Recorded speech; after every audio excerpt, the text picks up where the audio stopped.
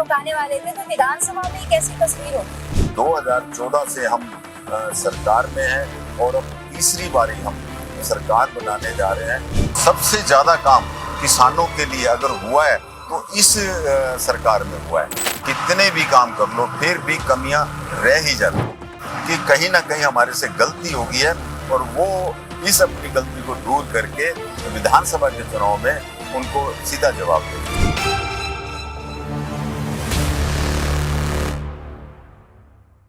नमस्कार, channel 4 news India में आपका बहुत बहुत स्वागत है। मैं हूं आपके साथ ज्योति सिंह। इस वक्त हमें पानीपत सिटी में और हमारे साथ बीजेपी के जाने माने नेता और यहां से पूर्व जिलाध्यक्ष रहे गजेंद्र सलूजा जी मौजूद हैं और व्यापारियों के बीच में गैस एजेंसी के मालिक के नाम से मशहूर हैं। बहुत स्वागत है आपका। नमस्कार जी, मैं आपके चैनल के माध्यम से सभी को नमस्कार कहना चाहता हूँ। सत श्री अकाल, जय श्री राम जी। आपकी छवि लोगों के बीच में इस तरीके से बनी हुई है कि आप बहुत शालीनता, सरल, और विपक्ष के कुछ लोग तो कहते हैं कि बीजेपी में गांधी जी हैं। नहीं, ऐसी बात नहीं है। ये हमारे पूर्वजों के, हमारे पेरेंट्स के संस्कार हैं, और एक आम आदमी को ऐसे ही होना चाहिए, सरल ही होना चाहिए। और नेता को तो खास तौर से देखो, हम जिस पार्टी से हैं, भारतीय जनता पार्टी से, हमें यही सिखाया जाता है कि हमें लोगों के बीच में रहना है और बिल्कुल सरल, ताकि वो कोई कार्यकर्ता है या कोई आम जन है वो आके अपनी बात कह सके। अगर हम कोई एटीट्यूड दिखाते हैं या उनके साथ हम बोलते नहीं हैं, तो वो कहाँ फिर वो हमारी बात रखें। मैं दर्शकों को बता दूं कि पानीपत सिटी के अभी जो वर्तमान में विधायक हैं वो है प्रमोद विज, जो कि बीजेपी से हैं। 39,000 वोटों का मार्जिन था कांग्रेस के संजय अग्रवाल के साथ। और हमारे साथ गजेंद्र सलूजा जी हैं, ये भी बीजेपी से हैं और विधायकी के टिकट की दावेदारी आप कर रहे हैं और लोग चाहते भी आपको। देखिए, ये तो बड़ी अच्छी बात है आपने कही कि लोग चाहते हैं। अच्छी बात है। जहाँ तक मेरी बात है, मैं एक भारतीय जनता पार्टी का एक छोटा सा कार्यकर्ता हूँ। मैं लंबे समय से पार्टी में काम कर रहा हूँ। 1987 से मैं भिन्न भिन्न पदों के ऊपर बूथ अध्यक्ष से लेकर जिला अध्यक्ष तक रहा हूँ, और अभी मेरे पास प्रदेश की जिम्मेवारी है।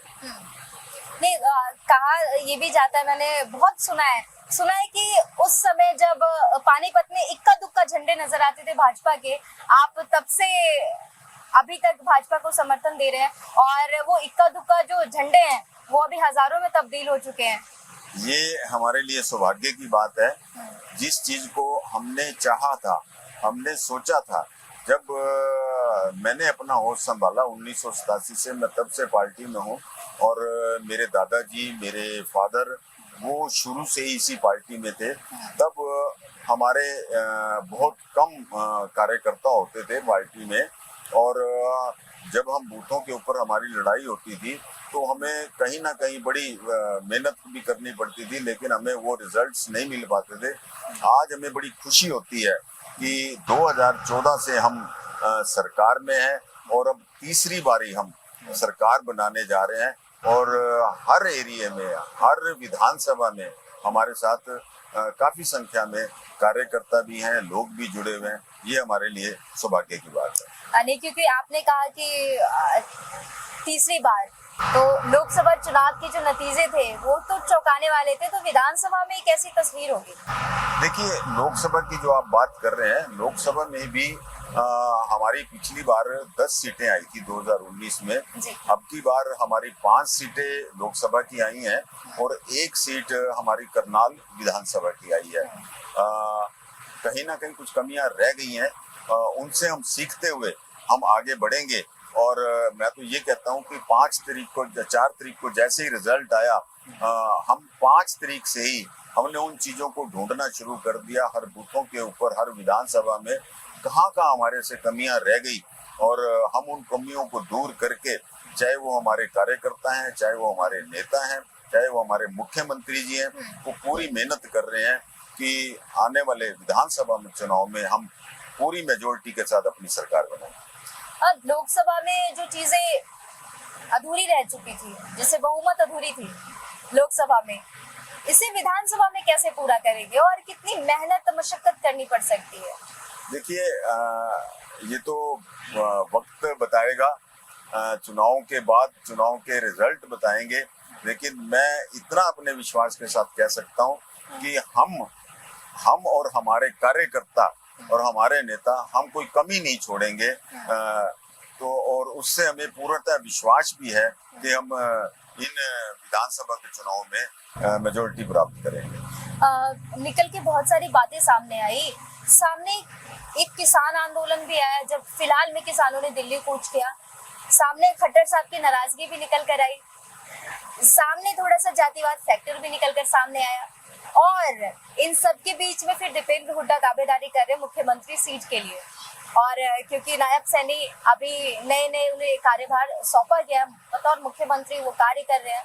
तो ऐसे में आपको क्या लगता है, क्या ये चुनौती होगी, एक बड़ी चुनौती हो सकती है नायब सिंह सैनी के लिए इस कार्यभार को कंटिन्यू रखना? देखिए, मैं ये समझता हूँ ऐसी कोई चुनौती नहीं है। जहाँ तक आप किसान आंदोलन की बात कर रहे थे, वो एक समय था कि उन्होंने वहाँ कोई किसान नहीं थे, भोले भाले किसानों को बहका कर उनको, वो जो आंदोलन हुआ वो आपके सबके सामने ही है। जब तक ये जो हमारी भारतीय जनता पार्टी है, हमारे नरेंद्र मोदी जी की सरकार है, सबसे ज्यादा काम किसानों के लिए अगर हुआ है तो इस सरकार में हुआ है। कांग्रेस की सरकार में कभी भी नहीं हुआ। अच्छा, एक और सवाल ये रहेगा मेरा कि क्योंकि दावेदारी की बात आ रही थी और पानीपत में, क्योंकि हमने पानीपत शहर को बहुत अच्छे से कवर किया है, लोग चाहते हैं, लोग कहते हैं कि एक बार गजेंद्र सलूजा जी भी विधायक रहे हमारे, क्योंकि बीजेपी से तो अभी भी वर्तमान में भी है, पर वो आपका भी नाम आता है रेस में। तो अगर आपको टिकट मिलता है बीजेपी से, तो आप कौन से ऐसे मुद्दे होंगे पानीपत विधानसभा, सिटी विधानसभा के लिए, जो आप लेकर जनता के बीच में उतरेंगे? देखिए, मेरे लिए ये सौभाग्य की बात होगी, जैसा आप बता रहे हैं कि आप जनता के बीच में गए हैं और जनता ने अगर मेरे नाम की बात की है तो मेरे लिए सौभाग्य की बात है।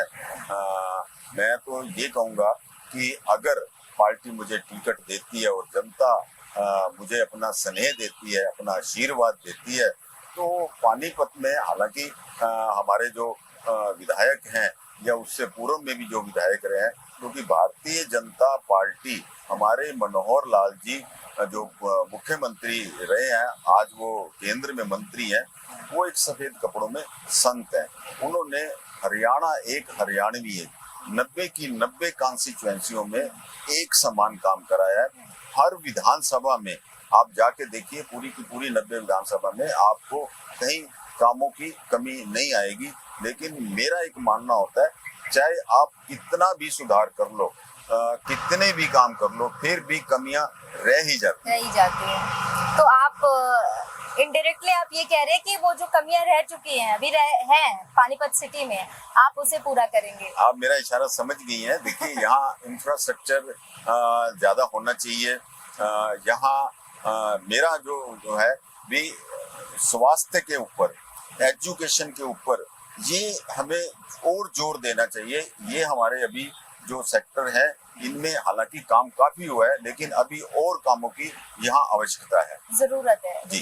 कांग्रेस से संजय अग्रवाल भी इस रेस में है। क्या लगता है कि क्या जनता कांग्रेस पे, पानीपत सिटी की जनता भरोसा कर पाएगी? देखिए, अभी आपने लोकसभा चुनाव देखे हैं। लोकसभा चुनाव में हमारे प्रत्याशी मनोहर लाल जी, जो अब केंद्रीय मंत्री हैं, वो यहाँ 2.5 लाख के आसपास वोटों से जीते हैं। उसमें पानीपत कॉन्स्टिट्यूएंसी शहरी विधानसभा, इसमें हम 50,000 के आसपास हमने लीड ली है, जो कि इन 9 की 9 कॉन्स्टिट्यूएंसी में सबसे ज्यादा लीड है। और पहले भी, चाहे आप उसको 2019 का चुनाव देख लो, चाहे हमारे मेयर का चुनाव देख लो, या हमारे 2014 के चुनाव देख लो, चाहे लोकसभा का है, चाहे इसका विधानसभा का, तो यहाँ भारतीय जनता पार्टी को लीड मिली है।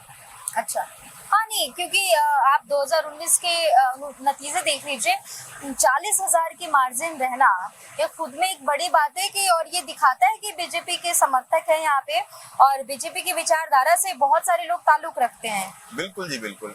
ये एक ऐसी विधानसभा है जहां मैं ऐसे परिवारों को जानता हूं भारतीय जनता पार्टी के, जो तीसरी चौथी पीढ़ी से भारतीय जनता पार्टी में, उनके दादा पार्टी में थे, जनसंघ में थे, उनके फादर बीजेपी में काम कर रहे थे, तो आज उनके बच्चे जो हैं वो भी बीजेपी में काम कर रहे हैं। आप मुझे ही ले लीजिए, मेरे दादा थे, मेरे फादर थे और मैं भी काम कर रहा हूँ, और जो मेरे बच्चे हैं वो भी अब यंग हो गए हैं, कोई 32 साल का है, 33 साल का है, तो वो सारे बच्चे काम कर रहे हैं बीजेपी जी जी। बीजेपी के समर्थन में। ऐसे बहुत से परिवार हैं। ऐसे बहुत से परिवार है। अच्छा, एक और सवाल है, थोड़ा सा विपक्ष की ओर एक बार देख लेते हैं।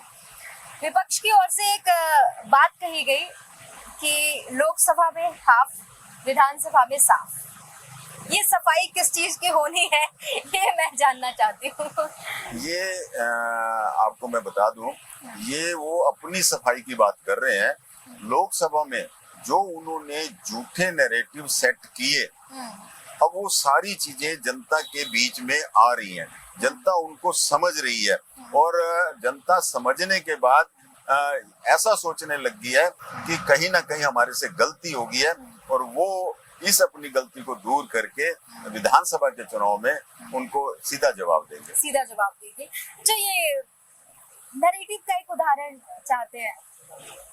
देखिए, नैरेटिव जैसे उन्होंने कहा जी 1 लाख महिलाओं के खाते में देंगे, 8500 रुपया हर एक को देंगे। आज आप देख रहे हैं कि जगह जगह वो लोग उनके पीछे पीछे भाग रहे हैं, उनके कार्यालयों के चक्कर काट रहे हैं, लेकिन वहाँ कुछ भी नहीं है। तो ये एक संविधान की भी बात आई थी, एक लाल डायरी लेके घूम रहे थे राहुल गांधी जी। हाँ, वो ये झूठे प्रचार करने में वो माहिर लोग हैं। अब आप देख लीजिए, संविधान की बात को देख लीजिए। इंदिरा गांधी ने जो इमरजेंसी लगाई 1985 में, तो संविधान का उल्लंघन उन्होंने किया। अगर उससे पहले भी हम देखें तो संविधान उनमें जो चेंज करते रहते हैं, लेकिन हमने कभी भी नहीं कहा ये बात कि हम संविधान को बदलेंगे। संविधान बदलने की तो कोई बात आई ही नहीं है। ठीक है कि कोई ना कोई कानून होता है, उस कानून को बदलने की बात होती है, या उसमें कोई कमी है तो उसको ठीक, वो पहले की सरकारें भी करती रही है, और अब हमारे मोदी जी भी उस चीज को कर रहे हैं। ये हर जगह होता रहता है, लेकिन उन्होंने उसको एक झूठा प्रोपेगेंडा बना के नीचे तक उनको एक डरावा दे दिया कि इससे ये संविधान बदल देंगे, तुम्हारा आरक्षण खत्म कर देंगे, जबकि ऐसा कुछ नहीं था। अब वो लोगों को वो चीजें समझ आ रही हैं, उससे आप खुद देख रहे हैं। पर इसमें भी अगर बहुत तह तक जाते हैं तो क्या आपको नहीं लगता कि ये जो लोकसभा में जो 5 सीटें हरियाणा में आई, या जो पूर्ण बहुमत नहीं आई, पर एनडीए के गठबंधन से चलो भी सरकार है आपकी, तो आप तो इंडिया गठबंधन को बैसाखी की सरकार नहीं कह सकते। देखिए, ये बात आपकी बिल्कुल ठीक है। हाँ। उनके पास खोने के लिए कुछ नहीं था, हमारे पास खोने के लिए था। हमारे कार्यकर्ताओं ने, हमारे नेताओं ने पूरी मेहनत की। 10 साल से हमारी यहाँ सरकार थी, केंद्र में भी सरकार थी, तो लोगों की अपेक्षाएं होती है, कहीं ना कहीं कमियां रह गई होंगी, वो चूक हुई है। हम उन चूकों को देख रहे हैं, उसकी समीक्षा कर रहे हैं, और हम उन चीजों को, सारी चीजों को ठीक करेंगे। यही चीजों, देखो, ये एक बड़ी अच्छी बात है, हमारे लोकतंत्र की एक बड़ी अच्छी बात है। कोई भी सरकार हो, वो चाहे सरकार कितना भी अच्छा काम करे, लेकिन उसको 5 साल के बाद जनता के बीच में अपना रिपोर्ट कार्ड लेके जाना ही होता है। अच्छा, एक चीज और अच्छी है, मुझे ऐसा लगता है, शायद आप इस बात से इत्तेफाक रखें कि अगर ये जो नतीजे आए लोकसभा के, प्रधानमंत्री भी कह रहे थे बहुत अच्छे नतीजे आए, अगर ये नतीजे पहले जैसे होते तो शायद ईवीएम का रोना फिर से रोया जाता। बिल्कुल जी बिल्कुल। उनका तो एक ही, वो दोनों तरफ वो देख रहे थे कि वो पहले 1-2 दिन पहले ही उन्होंने कहना शुरू कर दिया था कि बल्कि वो तो राष्ट्रपति को कहने भी गए थे कि ईवीएम को ऐसा होना चाहिए, वैसा होना चाहिए, उनकी सिक्योरिटी होनी चाहिए। मतलब उनको कहीं ना कहीं ये डर सता रहा था। डर नहीं, मतलब वो अपनी एक हेजिटेशन मिटा रहे थे। उनको लग रहा था, क्योंकि एग्जिट पोल इस तरीके के रिजल्ट बता रहा था, तो उनको पहले से ही ये चीजें पता लग रही थी। ये तो रिजल्ट कुछ उनकी फेवर में आ गए तो उन्होंने इस चीज को दबा दिया। दबा दिया। अच्छा, अंत में मैं यही चाहूंगी कि पानीपत सिटी की जनता से आप क्या अपील करना चाहेंगे, वो आप जरूर करें। देखिए, मैं पानीपत की जनता से एक ही अपील करना चाहता हूँ, यही कहना चाहता हूँ, ये लोकतंत्र है। लोकतंत्र में हमें सभी को अपने मत का उपयोग करना चाहिए। अगर किसी ने लोकसभा के चुनाव में अपने मत का उपयोग नहीं किया या उसका वोट कट गया है या उसका वोट सही जगह नहीं है, उसको नहीं पता लगा, तो अभी हमारे पास 3 महीने का टाइम है। 3 महीने बाद विधानसभा के चुनाव में हमें अपने वोट, जैसे हम अपना आधार कार्ड हमारा एक जरूरी एक डॉक्यूमेंट है, हम उसको बनवाते हैं, तो ऐसे हमें अपना वोट भी बनवाना चाहिए। हमें राजनीतिक पार्टियों के भरोसे या सरकार के भरोसे नहीं बैठना चाहिए कि वो लोग आएंगे, हमें पर्ची देंगे, हमें बताएंगे और तब हम वोट डालने चाहेंगे। ये हर एक का अपना एक अधिकार है, अपने अधिकार को यूज करना चाहिए और जो उनको अच्छा लगे, जो देखो जनता जनार्दन है, जनता ही सब कुछ करती है, जनता को जो अच्छा लगे वो करे, लेकिन अपने मत का उपयोग जरूर करें। बहुत बहुत धन्यवाद। हमारे साथ थे पूर्व जिला अध्यक्ष और बीजेपी नेता गजेंद्र सलूजा जी, बहुत बहुत धन्यवाद।